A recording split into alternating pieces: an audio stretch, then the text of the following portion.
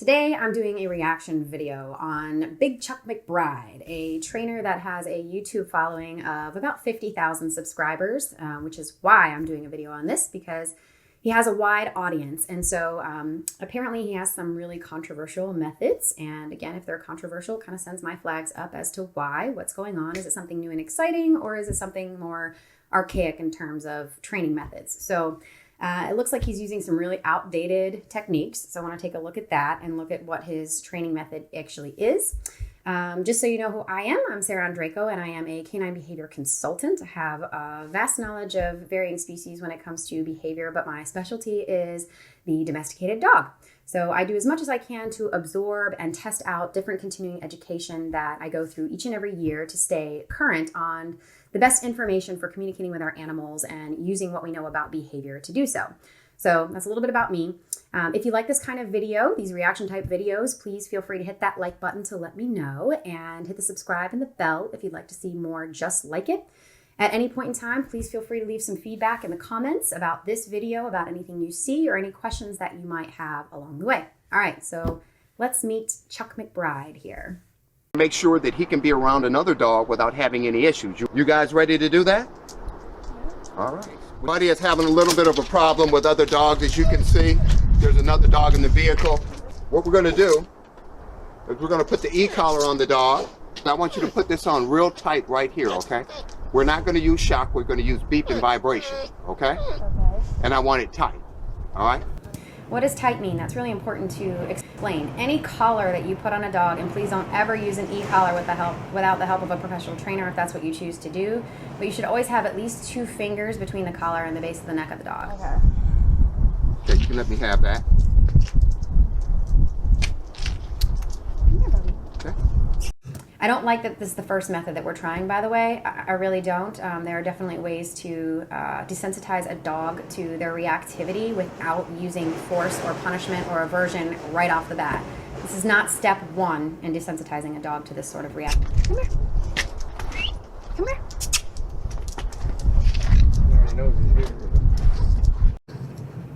Also, I have no idea at this point if this dog has had any association with this collar yet at all. So if you just put the collar on and you start using negative reinforcement, it's always going to see the collar as a bad thing, and it's not going to enjoy any of its training experiences. So it doesn't appear that this dog has been conditioned ahead of time to wear this as a normal item or have any positive association with it, which I think will be a problem. Put it on tight. I want to be to either the left or the right. So what I'm going to do is I'm going to take Buddy for a walk first to get acquainted, and then we're going to come back. Okay.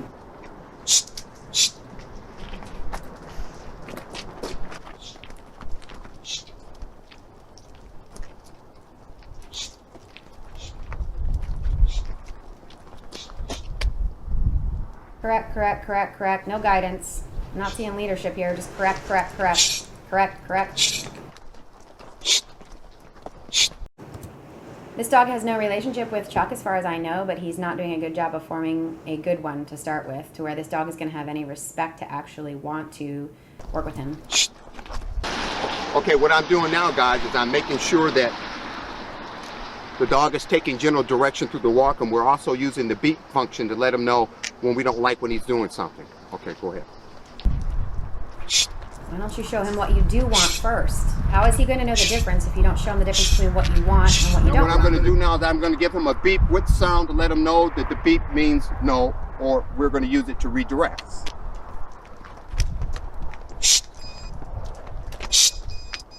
Okay, you're using 3 different types of corrective technique all at the same time, which is going to be really confusing. You're pulling on the leash in correction, you're giving this ch noise, which obviously you associate with correction, and you're hitting the noise at the same time. It's like using 3 different corrective tools all at once. This dog's tail's tucked down, ears are pinned down. He is not enjoying this at all.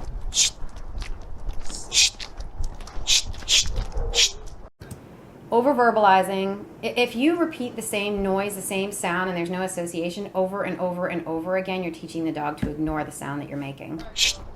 Okay, get the dog close up. He's already allowing this dog to fixate on what's distracting him. He should be moving this dog. Motion, emotion, those 2 things go hand in hand. You should be breaking this. When he reacts to the other dog, You should be moving right now. He's reacting to the other dog right now. Letting a stare down. Go ahead and let your dog, take your dog out. You're getting closer and closer and closer. This dog is already amped up. He shouldn't be anywhere near what he's reacting to yet. Correction. Now, every time the dog gets excited, before we bring the other dog out, I correct. 1, 2, 3 corrections all at once. Go ahead and bring him out. 2 leashes, 2 collars. Okay, notice that. Standing there in one place, letting him fixate on what's causing his reaction. Just staying in that frame of mind. This dog should be moving, should be walking. When he barks, I beat. Okay, bring your dog. He barks, I beat. Bring him over that way and stop right there. Yeah.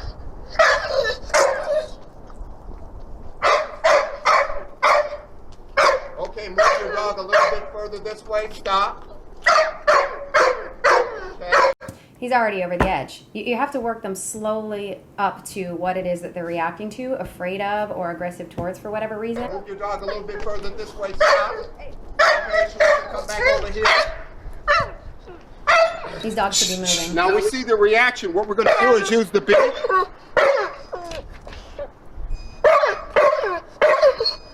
How many times are you going to use the beep and see that it is not currently an effective method for this dog? He's way too close to this reaction. Okay, now the beep is not working so well, so we're going to... The beep is not working so well. Surprise, Chuck! use vibration. Now we're going to move vibration. We're going to kick it up a notch. The vibration made him stop. The vibration just scared the hell out of him. He has no idea what's going on. That's why he stopped. He can't think about too many things at one time. Okay, did you see the reaction when I did the vibration? Yeah, you scared him. We're using beep and vibration only. He's still looking at that dog. Just FYI, beep and vibration, it doesn't matter. It can be the same thing as a shock to a dog. If the dog has a negative response to it, it's a negative response. You don't get to decide what's better or worse for the dog. The dog decides that based on its reaction. Come back over here on him. I'm going to vibrate again. He stopped. Because he's confused. He's trying to think through what is going on. Now what I should have been doing, I should have been saying... This dog has no understanding of what Chuck is trying to communicate with him right now. And vibrating, okay? Okay, he's whining, so I'm going to vibrate. We're still staring at the problem. We're fixating on what's driving our impulses crazy right now. Whining, so I'm going to vibrate. Yawning. What we must do is achieve calm first, and then we can move the dogs closer and walk the dogs together, okay? And introduce the dogs. But our major concern is not necessarily to have a love fest with every other dog, okay? Our goal is to make sure that when we're with this dog, we can control him around other dogs, okay? You can bring yours a little bit closer. As he moves closer, this one starts to... So what's happening here is we're wearing this dog out. We're going to wear him out and wear him out and wear him out to where he doesn't respond the way he wants to respond when he gets closer to this dog. That's my prediction. I've not seen this video yet. Now we're going back... Which means this isn't going to work the next couple of times that these people do. To beep. Whiny, beep. Notice that I'm giving verbal sound every time I use the e-collar, okay? We can't not... Again, we're not using shock. We're using beep. Doesn't matter. And vibration only.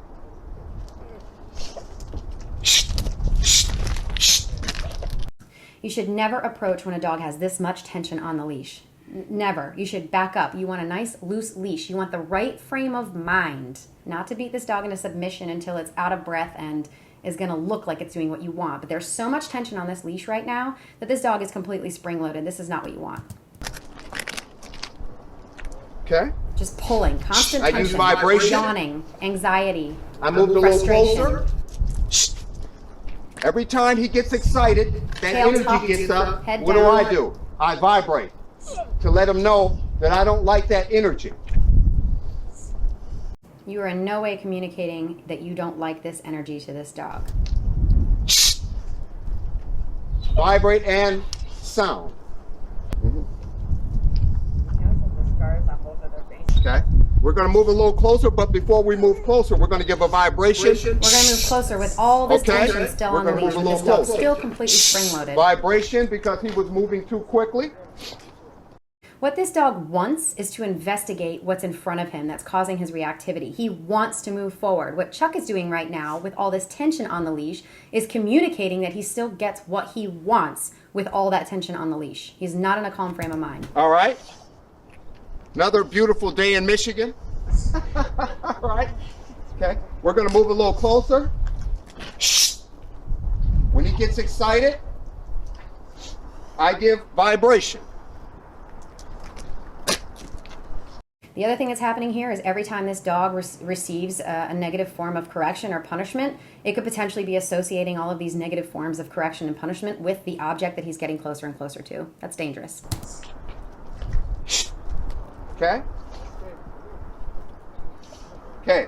He's licking his lips. Did you get that? I want a close-up of him licking his lips. Let's see what your reasoning is for this. I'm going to vibrate. You always correct when he's licking his lips. No, you don't. That is a sign of anxiety. He's trying to communicate with you that he's frustrated and anxious at the same time. You don't correct signs that dogs give you. Otherwise, you correct it out of them and they no longer communicate with you. So it's like correcting a growl out of a dog. If you teach a dog not to growl and you correct it every time, it no longer growls. Then it goes straight to a bite instead. That's the only way that they can communicate with us. Don't ever, ever train something like that out of a dog.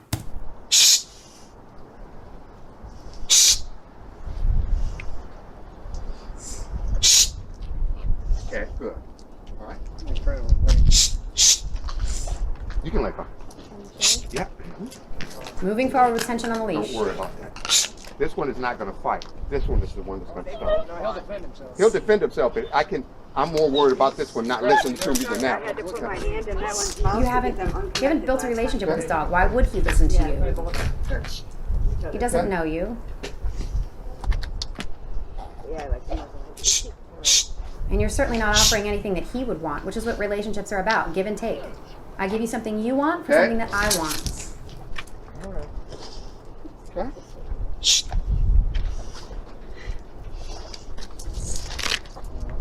This is a terrible practice. This poor other dog that's kind of Now, what I want you to do is just correct yours. Don't pat him, but just go. And we're correcting the other dog Just for like behaving that. itself. What I think is funny about this is if you'll remember, again, he's titled himself the Dog Whisperer, and Caesar uses that kind of a similar sound. Shh. But if you'll notice, Caesar doesn't overuse it like 5 million times in a row like this guy does. He really wants to be Caesar Milan. Okay. What I want to Be do yourself, is Chuck. hold him there. Be I want to yourself. put a muzzle on just for safety. Okay. I want you to. So this didn't work. We're going to put a muzzle on for safety. I hope that you did some positive muzzle conditioning with this dog first, or otherwise it's going to continue to be a terrible experience for this dog. Okay. So we're out here now. We've got the muzzle on. We're going to make you feel more comfortable. I need everybody's I have a feeling this is to make you more comfortable, Chuck. energy calm. You see, when we corrected him for... It's important that that calm behavior is also exhibited in the animal, not just the people. That's what it's about. It's about the dog. trying to take the muzzle off, we gave a beat and sound, and he stopped. That's because his mind was in a frustrated state. He's uncomfortable with the muzzle, which is why he's trying to get it off, which is why muzzle conditioning is so important. Okay? When we redirected his thought pattern, he went back to a calm state. That's our...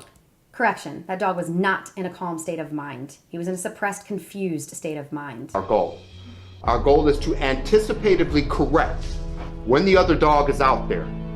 What do I mean by anticipatively? I mean dramatic soon as music. he catches wind of the other dog, soon as he looks at the other dog, soon as you see the other dog, anytime you get a weird feeling in your mind that something's getting In the ready to chorus. happen. It's dramatic. Correct. Our first job is to make sure that he can be calm around another dog He is very much mistaking what calm means. and reward him for being calm. Oh, we're going to reward? Okay? I haven't seen any reward yet. Notice Please that bring he's some trying reward to in. go in front of me. I correct him to let him know that anything in front of him is my This dog is pawing at the muzzle. He wants nothing to do with this muzzle. responsibility. He's getting all He's negative messing correction with while the this muzzle collar is or on. the muzzle again.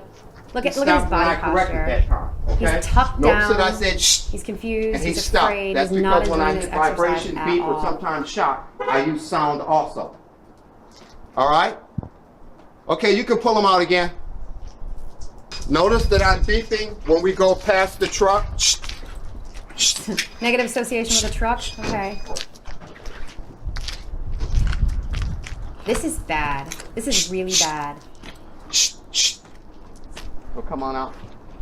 I don't know if he's self-taught or had a mentor. Our goal is first for him to be calm when he sees another dog. Let's see you get him So calm. I'm not going to wait for him to see the other dog. I'm going to beep. I beep. He lowers back a little bit. Cowers. Okay. Cowers back a little bit. Okay, so we're doing pretty good. He's a little bit more calm around the dog. So what we're going to do is we're going to move a little bit closer. Notice he's shivering. It's kind of hard to see, but I'm not thinking that this is Michigan weather that's causing that either. This is a lot of anxiety and frustration in this dog. He's very confused. Notice that when I started, I gave 2 sound, and when I stopped, I gave 2 sound, right? And then I gave the dog a double pat. This dog does not associate That patting told from Chuck him that I McBride, who has no appreciated him relationship moving with with anything me positive. and stopping with me. We're going to move a little closer. Some frustration, some avoidance. I don't want any more of this correction. I'm trying to tell you that, and you're not listening. Okay.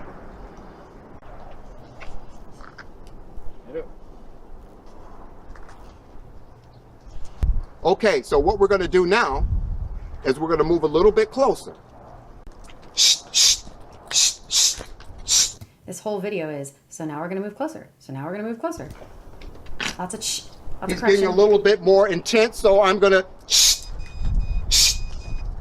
He's getting a little bit more intense, so I'm in... The other thing that can happen too, just FYI, it's not happening in this dog, but when you negatively correct, especially with shock or something that's completely aversive to them, like vibration, you can actually jack the dog up even more. This dog's a little bit worn out, so I'm not seeing that in this dog in particular, but just a heads up.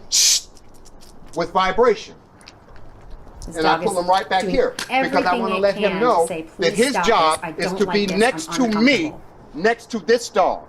His job is to fully understand that I am in charge. That is not this dog's job. It was not born to understand that Chuck McBride is in charge. That he doesn't have to fight. Yet you're fighting him. You're pulling him. Notice when he moves from where I had him, I put him right back. Because I'm letting him know this is where I need him at. Okay? Now that he's done that, I give him a double pat. Because that does anything. Now we've got the dogs closer together.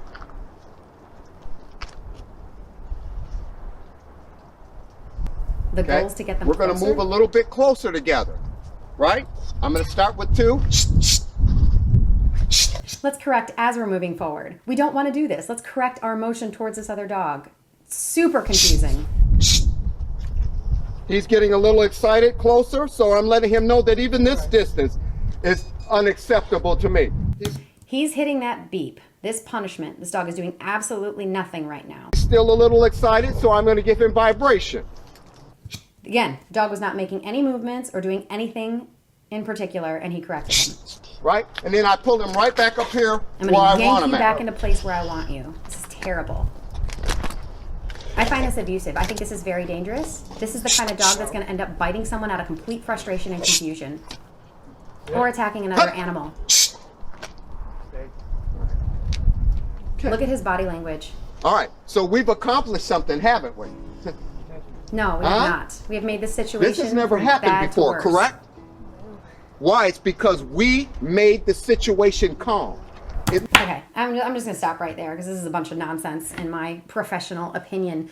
There is no calmness happening in this dog at all. It's completely afraid. It's completely confused. It wants nothing to do with this. This is not relationship building. This is beyond archaic methodology. I have no idea where he came up with these ideas, if he watched a bunch of YouTube videos or whatever else, or where this stuff came up, where he came up with these ideas. Like they're just terrible ideas, especially when they put all of these ideas together. You know, we're using all these different corrective methods all at the same time, and we're not reading the language of the dog. We're not doing anything that the dog wants. He mentioned the word reward once, but I have yet to see reward. Just because he gives us a little pat on the side and he thinks in his brain that that's reward does not mean that the dog thinks that's reward or is even accepting or wanting of him touching him. He has no relationship with this animal.